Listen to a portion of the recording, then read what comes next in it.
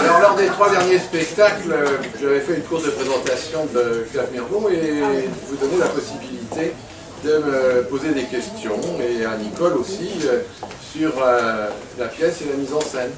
Alors, Octave Mirbeau est bien connu pour le journal d'une femme de chambre, le jardin des supplices, la pièce Les affaires pour les affaires. Il a aussi écrit environ 150 contes qu'on peut rapprocher de ceux de Maupassant, mais alors beaucoup plus politiquement engagés. Il a aussi écrit 1400 articles de journaux, du style, disons, des éditoriaux et très souvent plutôt polémiques et pamphlétaires. Alors la pièce, elle a été construite à partir de plusieurs de ces contes qui ont été choisis pour offrir une sorte de panorama représentatif des thèmes chers à Octave Mirbeau. Donc, vous avez pu constater l'oppression administrative, le militarisme les politiciens parvenus qui veulent être députés, etc. On peut dire aussi que Octave Mirbeau, dans ses articles, a mené ce qu'on appelle des combats esthétiques et littéraires. Il a défendu tous les impressionnistes, notamment Monet, Van Gogh, Pissarro, Renoir, Degas, etc., en critiquant vigoureusement les salons, ce qu'on appelait les salons, c'est-à-dire la peinture académique subventionnée. Indiquons que lui-même, il a été le premier acheteur de Van Gogh. Il a acheté les iris et les tournesols pour peut-être 50 francs de l'époque. Et depuis, la plus-value a été très importante. Il était aussi très ami et admiratif de Rodin, Camille Claudel, Mayol.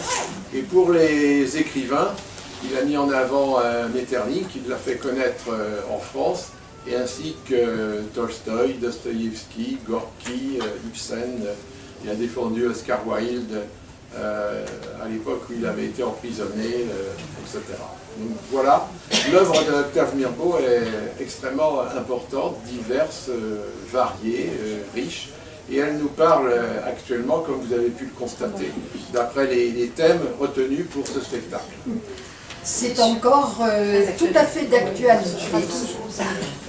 Voilà. Si vous avez des remarques, des questions, vous pouvez y répondre. Bon, apparemment.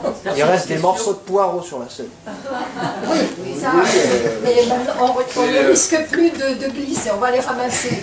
D'ailleurs, ça sent le poireau. On va faire un soupe. Soit si peu connu. Pardon ?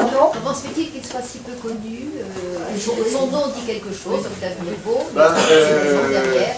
Alors, il a été, je dirais en quelque sorte, mis au placard dès sa mort, parce qu'il avait mécontenté énormément de gens, les bourgeois, les banquiers, l'Église catholique aussi, à travers ses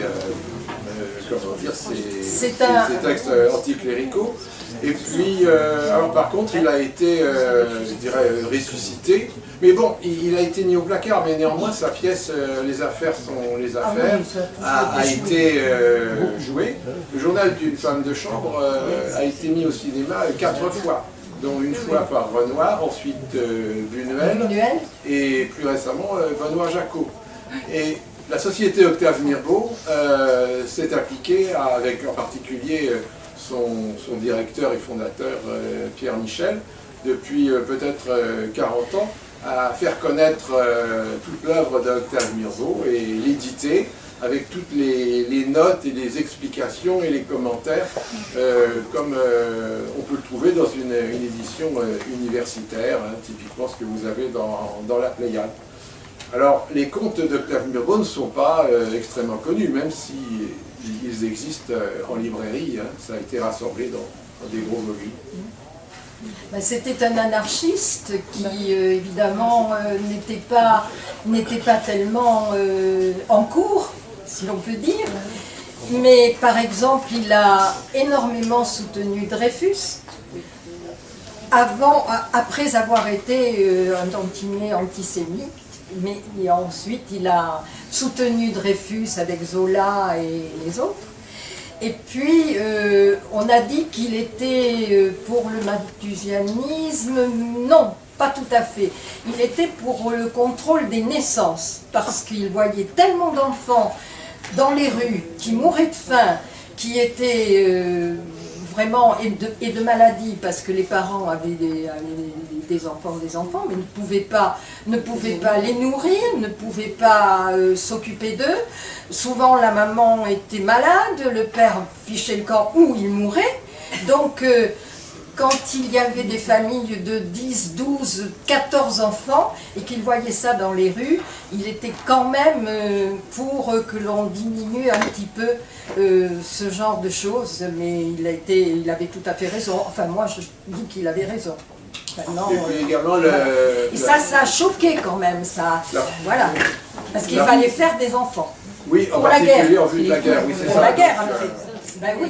Oui, et puis l'Église. Voilà. Et donc, les scènes finales, là, sur le militarisme, ont été écrites aux alentours de 1891, donc bien avant la guerre de 14. Oui, c'est 14. Et on peut dire qu'elles sont, je dirais, mis... prémonitoires et qui... Ça a mis 24 ans quand même.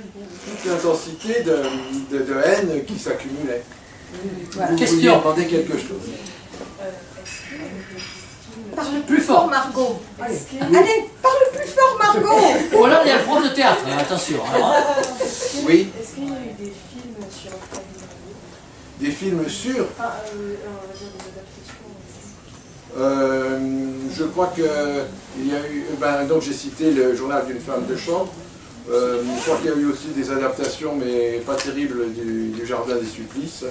Ce roman est classé comme érotique, mais c'est ridicule parce qu'il n'est pas particulièrement, mais néanmoins ça fait partie des classifications.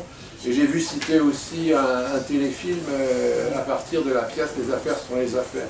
Mais toutes ces choses-là, si vous regardez sur Internet le site de la Société Octave Mirbeau, vous trouverez tous les détails de ce genre sur la filmographie, etc. Je n'ai pas tout en tête. d'autres questions? Non. Personne ne se pose la question des prénoms, des noms dans le baptême. Pourquoi Morin est mal perçu et mal reçu par le vicaire, et qu'il vaudrait mieux aller chercher le docteur Marek que le docteur Durand, mais parce qu'on est en Bretagne. Et c'est la question de l'étranger, du migrant, qui est tout à fait, d'ailleurs, tout à fait d'actualité. Et c'est parce qu'il l'appelait le docteur Durand, et non pas la sage-femme ou le docteur Marek, que, évidemment, ça lui coûte très cher, d'ailleurs, vous avez vu. Hein, je pense qu'il y avait toute une machination déjà dans l'esprit du vicaire, là. Voilà.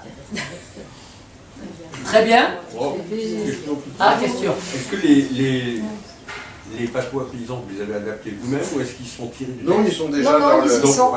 Est-ce qu'il était normand en fait comme Maupassant? Oui. Oui, hein. Oui, il était comme Maupassant, oui. Ouais, parce que ça reconnaît comme Maupassant.